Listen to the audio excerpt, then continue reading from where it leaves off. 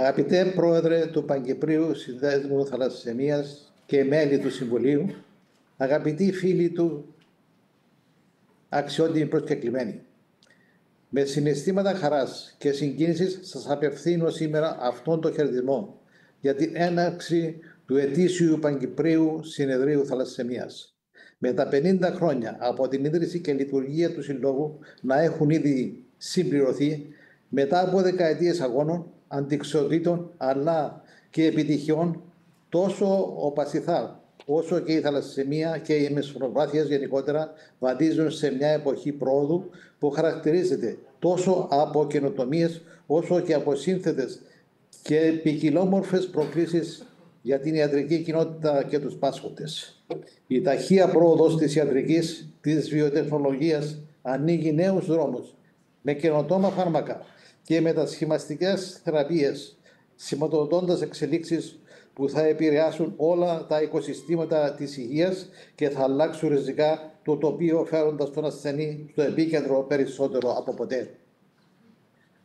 Νέες αλλά και αναθεωρημένες ευρωπαϊκές πολιτικές, κανονισμοί και οδηγίες που αφορούν μεταξύ άλλων το αίμα και τις ουσίες ανθρώπινης προέλευσης, τα φάρμακα, τις τεχνολογίες και τα δεδομένα υγείας, τις κλινικές δοκιμές κλπ. Απαιτούν ετοιμότητα από πλευράς εθνικών συστημάτων υγείας και συντονισμό όλων των εμπλεκόμενων φορέων για την επιτυχή τους αξιολόγηση και εφαρμογή.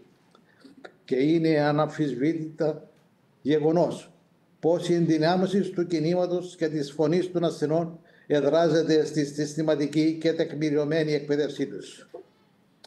Ορθά, συνεπώς, συνιστά κύριο μέλημα και του φωτεινού συνεδρίου να οπλίσει την κοινότητα των πασχόντων και των θεραπώντων ιατρών με ερεθίσματα και γνώσεις απαραίτητες για την προάσπιση και βελτίωση της ποιότητας των παρεχομένων ιατρικών και κοινωνικών υπηρεσιών, την ενημέρωση τους σχετικά με τις τρέχουσες επιστημονικές εξελίξεις στη θαλασσαιμία και τις αιμοσφαιρινοπάθειες, καθώς και να αποτελέσει εφαλτήριο και γόνιμο διάλογο και αλληλοεπίδραση μεταξύ των συμμετασχόντων.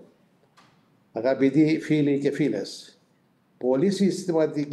πολύ σημαντική είναι και η στήριξη που λαμβάνει η επικοινότητα των θαλασσαιμικών, τόσο από την Εθνική Επιτροπή Θαλασσαιμίας μέσα από τις τεκμηριωμένες εισηγήσεις που διατυπώνει προς το Υπουργείο Υγείας, καθώς και από τη Διεθνή Ομοσπονδία Θαλασσαιμίας, το έργο της οποίας συνεχίζεται με αμύωτο ρυθμό και αφοσίωση ανά το παγκόσμιο.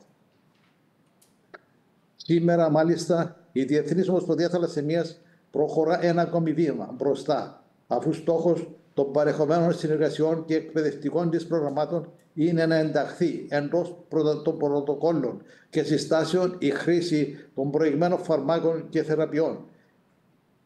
Βεβαίως, να αξιοποιηθούν οι ευρωπαϊκοί κανονισμοί και οδηγίες προς ενίσχυση της διαθεσιμότητας των καινοτόμων προϊόντων για όσους το έχουν ανάγκη και είναι επιλέξιμοι να το λάβουν. Επιτρέψτε μου τέλος να συγχαρώ τους διοργανωτές, τον Πρόεδρο και το Διοικητικό Συμβούλιο του Πασιθάλ, αλλά και να καλωσορίσω και να ευχαριστήσω θερμά για τη συμμετοχή τους στο συνέδριο της ιατρούς Δόκτωρα Σοφίου Δελίκου και Δόκτωρα Ευθυμία Βλαχάκη, αφότερες εξέχουσες συνεργάτητες της Διεθνούς Ομοσπονδίας Θαλασσαιμίας. Τους εύχομαι ευχάριστη διαμονή και επικοδομητικές εργασίες. Σας ευχαριστώ και εύχομαι καλή επιτυχία στις εργασίες του συνεδρίου. Προσδοκώ στην διεξαγωγή του επόμενου ετήσιου Παγκυπρίου Συνεδρίου Θαλασσαιμίας στο νέο οίκημα του Συνδέσμου στο Κέντρο Θαλασσαιμίας στη Λευκοσία. Σας ευχαριστώ.